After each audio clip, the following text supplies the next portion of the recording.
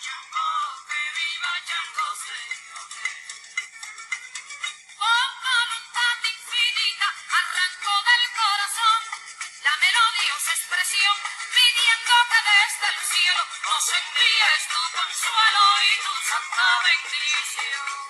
Que viva Chango, adiós, sigue. Que viva Chango, todo bien, papá. Que viva Chango, que viva Chango, señores.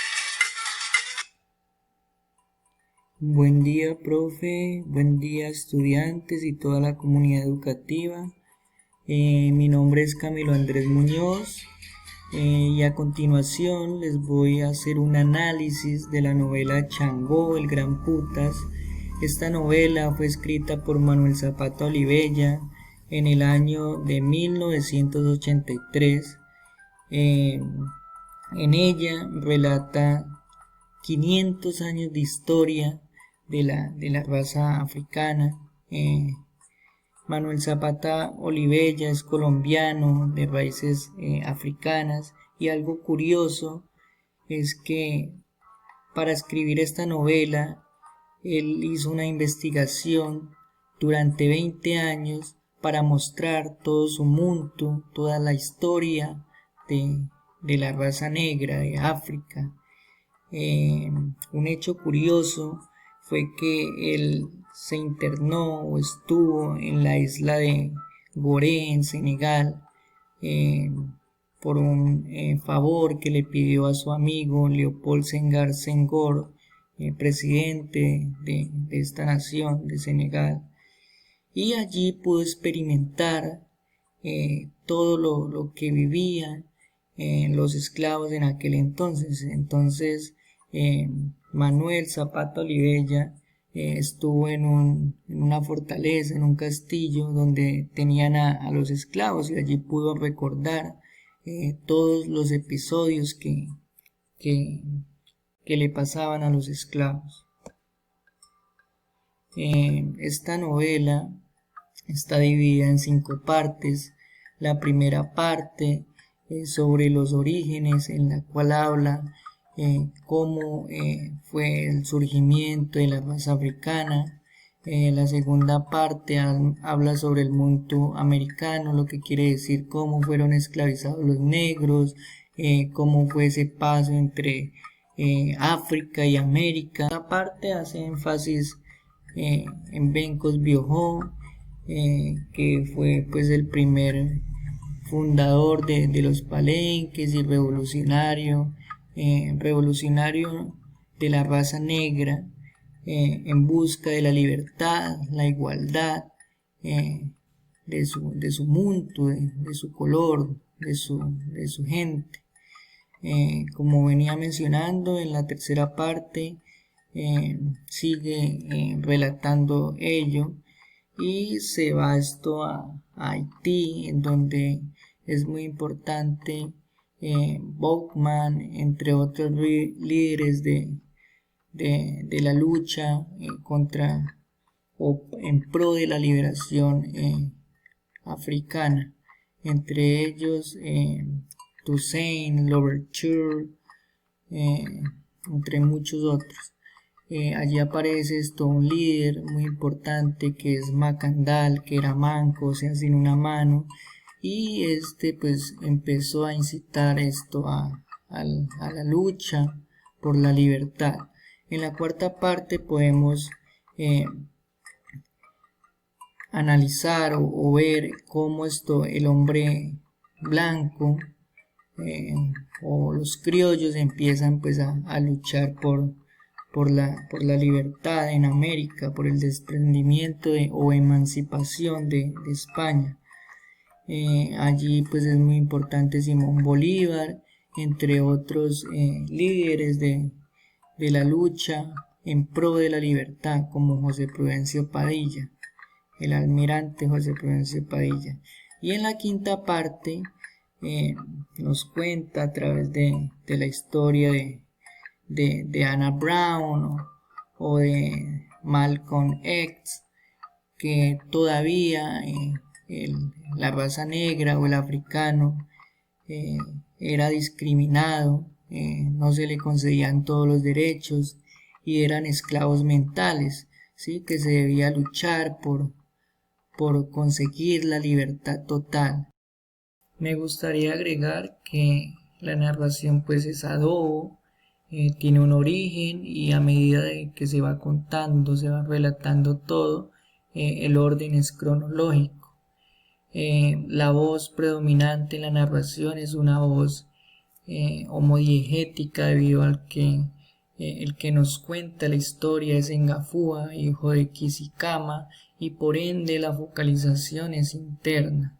En la narración, el tiempo que predomina en los verbos es el presente, pero también se pueden ver verbos conjugados en pasado y futuro. En esta también se pueden ver diferentes características de la narración, del tiempo, como lo son el sumario, en el cual en cortas palabras relata lo que pasó en la historia. Se puede ver la descripción, la pausa descriptiva, en el cual pues se limita a describir, y muchos otros.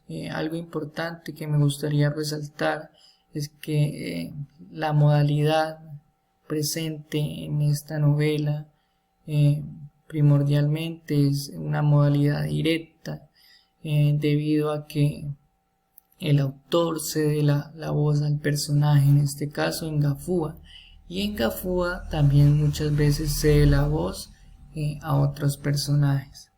Yéndonos más profundo al análisis como tal de la novela,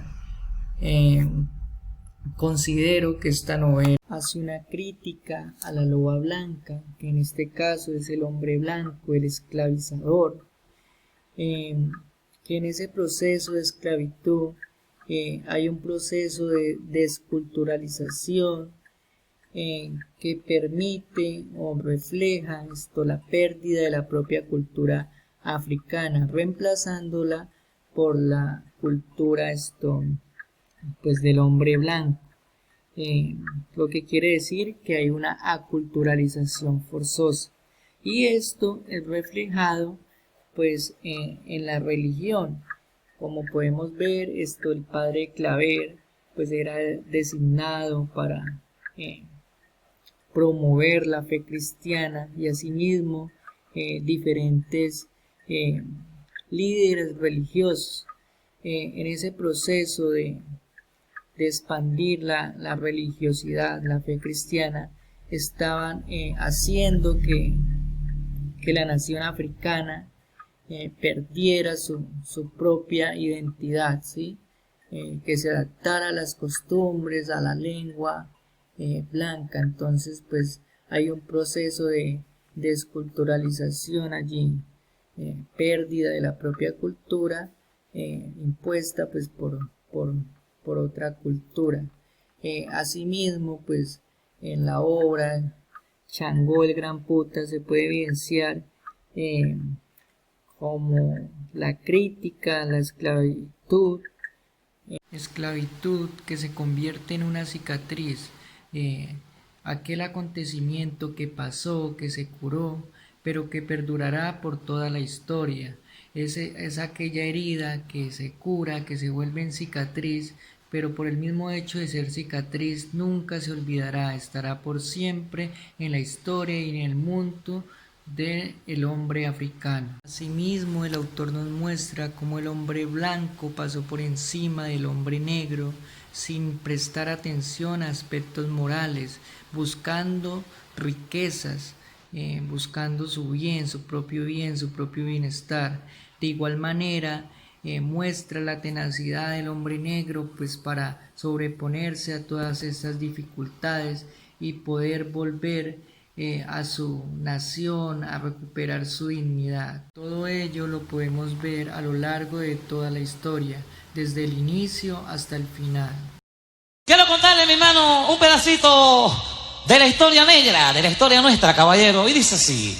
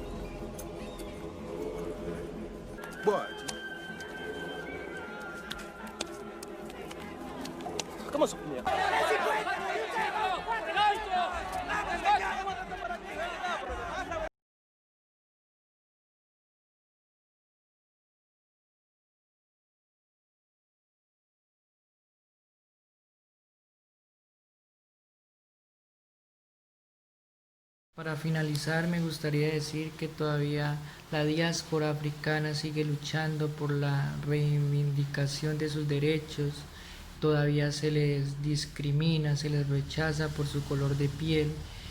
Y también me gustaría decir que en lo personal este libro fue de crecimiento, de aprendizaje, de conocer lo que pasó en realidad a través de una manera didáctica, como lo había mencionado anteriormente, a través del realismo mítico. Me ayudó mucho a aclarar muchos aspectos de la vida de las personas negras. En lo personal siento que he aprendido mucho.